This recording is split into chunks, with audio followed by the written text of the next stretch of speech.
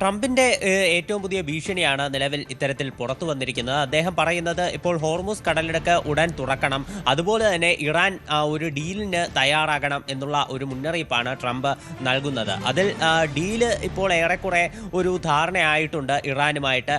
അതേസമയം ഹോർമുസിന്റെ കാര്യം ഇപ്പോഴും തീരുമാനമാകാതെ തുടരുകയാണ്. ഹോർമുസ് കടലിടുക്ക് ഉടൻ തുറന്നില്ലെങ്കിൽ ഇറാനുള്ളിലെ പവർ പ്ലാന്റുകൾ, അതുപോലെ തന്നെ വൈദ്യുതി നിലയങ്ങൾ, ഇവയെല്ലാം തങ്ങൾ ആക്രമണ വിധേയമാക്കും. അതുപോലെ തന്നെ ഈ ജലശുദ്ധീകരണശാലകൾ ഇവയും ആക്രമണത്തിന് വിധേയമാക്കുമെന്നാണ് ട്രംപിന്റെ ഭീഷണി. അതുപോലെ തന്നെ ഇന്നലെ അദ്ദേഹം എടുത്തു പറഞ്ഞ ഖാർ ദ്വീപ് അത് ഉടൻ തന്നെ പിടിച്ചടക്കുമെന്നും ട്രംപ് നിലവിൽ ഭീഷണി മുഴക്കുന്നുണ്ട്. ഹോർമുസിന്റെ കാര്യത്തിൽ ട്രംപ് അങ്ങനെ കൂടുതൽ കടുപ്പിച്ചുകൊണ്ടിരിക്കുകയാണ്. അതേസമയം ഇറാനും ഒട്ടും വിട്ടുകൊടുക്കുന്നില്ല എന്ന് നമുക്ക് ഇവിടെ കാണാൻ സാധിക്കും. ഇറാൻ നിലവിൽ ഇപ്പോൾ നേരത്തെ ഹോർമുസ് കടലിടുക്ക് വഴി കടന്നു പോകുന്ന കപ്പലുകൾക്ക് ടോൾ ഏർപ്പെടുത്താനുള്ള ഒരു തീരുമാനം, അതിനെപ്പറ്റി നേരത്തെ ഇറാൻ ആലോചിച്ചിരുന്നു. ഇപ്പോൾ ആ തീരുമാനത്തിന് ഇറാന്റെ പാർലമെന്റ് കമ്മിറ്റി അംഗീകാരം നൽകിയതായിട്ടാണ് സൂചന. IRGCയെ ഉദ്ധരിച്ചുകൊണ്ട് ഫാൾസ് ന്യൂസ് ഏജൻസിയാണ് ഇത്തരമൊരു വിവരം പുറത്തുവിട്ടത്. അപ്പോൾ അങ്ങനെയാണെങ്കിൽ ഈ ഹോർമുസ് കടലിടുക്കിൽ ഇറാൻ കൂടുതൽ നിയന്ത്രണങ്ങൾ കൊണ്ടുവരാനുള്ള സാധ്യതയുണ്ട്. അതേസമയം US മറുവശത്ത് പറഞ്ഞുകൊണ്ടിരിക്കുന്നത് ഈ ഹോർമുസ് കടലിടുക്കിലുള്ള നിയന്ത്രണങ്ങൾ അത് അയവ് വരുത്തണം എന്നുള്ള ഒരു കാര്യം തന്നെയാണ്. എന്തായാലും ഈ ഒരു കാര്യത്തിലെ തർക്കം അത് വീണ്ടും തുടർന്നുകൊണ്ടിരിക്കുകയാണ്.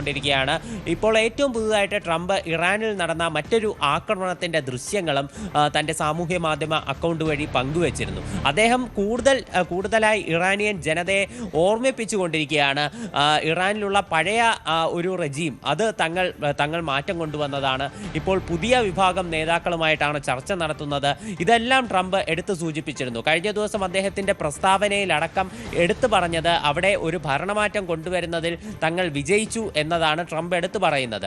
എന്നാൽ നേരത്തെ അവിടെ അധികാരത്തിൽ ഉണ്ടായിരുന്ന അതേ ഭരണസമിതിയിലെ മറ്റ് നേതാക്കൾ തന്നെയാണ് ഇപ്പോഴും അധികാരം കൈയാളുന്നതെന്ന് കാണാൻ സാധിക്കും. എന്നാൽ എന്തടിസ്ഥാനത്തിലാണ് ട്രംപ് ഇത്തരമൊരു പ്രസ്താവന പറയുന്നത് എന്ന് വ്യക്തമായിട്ടില്ല. അതേസമയം പശ്ചിമേഷ്യയിലുള്ള ആക്രമണങ്ങൾ ഇപ്പോഴും കടുത്ത രീതിയിൽ തന്നെ തുടർന്നുകൊണ്ടിരിക്കുകയാണ്. ഇപ്പോൾ ഏറ്റവും പുതുതായി നടന്ന ഒരു ആക്രമണം ദുബായ് അന്താരാഷ്ട്ര വിമാനത്താവളത്തിൽ ഒരു കുവൈറ്റ് എണ്ണക്കപ്പലിന് നേരെ നടന്നിട്ടുള്ള ആക്രമണമാണ്.